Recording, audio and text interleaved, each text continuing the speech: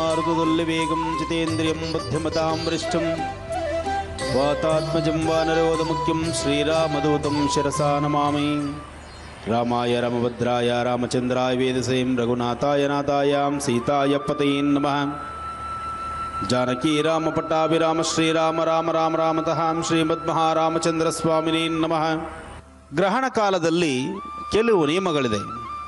ಗ್ರಹಣ ಬಂತು ಅಂದರೆ ಒಂದು ಕಡೆಯಿಂದ ಆತಂಕ ಶುರುವಾಗುತ್ತೆ, ಒಂದು ಕಡೆಯಿಂದ ಭಯದ ವಾತಾವರಣ ಶುರುವಾಗುತ್ತೆ.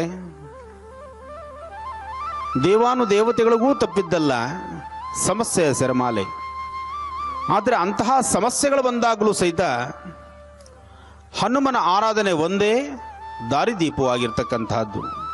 ಶನಿ ಹೆಗಲೇ ಎರೆದಾಗಲೂ ಸಹಿತ ಆತನ ದೃಷ್ಟಿಗೆ ಶೀಘ್ರವಾದಂತಹ ಶಮನವನ್ನು ಕೊಟ್ಟು ವ್ಯಕ್ತಿನ ಸುಧಾರಣೆ ಮಾಡಿ ನೆಮ್ಮದಿಯುತ್ತ ಒಳ್ಳೆಯ ಮಾರ್ಗದಡೆ ಕರ್ಕೊಂಡು ಹೋಗ್ತಕ್ಕಂಥ ಚೈತನ್ಯ ಇರದೆ ಹನುಮನಿಗೆ ಮಾತ್ರ.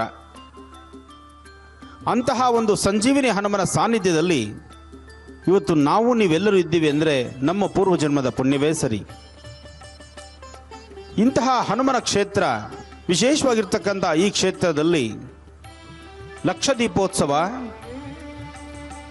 ಜೊತೆಗೆ ಗ್ರಹಣ ಕಾಲದಲ್ಲಿ ನಡೆದಂತಹ ಸಾಂಬ ಸದಾಶಿವನಿಗೆ ಒಂದು ವಿಶೇಷವಾದಂತಹ ಅಭಿಷೇಕ. ಗ್ರಹಣವಾದ್ದರಿಂದ ಒಂದಿಷ್ಟು ರಾಶಿಗಳಿಗೆ ಇರ್ತಕ್ಕಂತಹ ಸಮಸ್ಯೆಗಳ ಬಗ್ಗೆ ಪರಿಹಾರಕ್ಕೋಸ್ಕರ ಲೋಕ ಕಲ್ಯಾಣಾರ್ಥವಾಗಿ ನಾವು ನಡೆಸಿದಂತಹ ಒಂದು ಅನುಷ್ಠಾನಕ್ಕೋಸ್ಕರ ಇವತ್ತಿನ ದಿವಸ ನಿಮ್ಮ ಪ್ರಾಂತ್ಯದಲ್ಲೇ ಇರ್ತಕ್ಕಂಥ ನಾಗಾವಿ ಯಲ್ಲಮ್ಮನ ದೇವಸ್ಥಾನದ ಹಿಂಭಾಗದಲ್ಲಿರ್ತಕ್ಕಂಥ ಸ್ವಾಮಿ ಸಾಂಬ ಸದಾಶಿವನ ಮೃತ್ಯುಂಜಯನ ಕೊಡದ ಆ ಒಂದು ಚಿಕ್ಕದಾದಂತಹ ಹಾಲಿನ ಕೊಳ ಅಂತಲೇ ಹೇಳಬಹುದು. ಆ ಕೊಳದೊಳಗೆ ಏನಾದ್ರು ಬಿದ್ದರೆ ಅದನ್ನು ಈಸಿಯಾಗಿ ತೆಗಿಬೋದು, ಅಷ್ಟು ಶುದ್ಧಿಯಾಗಿರ್ತಕ್ಕಂಥ ಜಲ.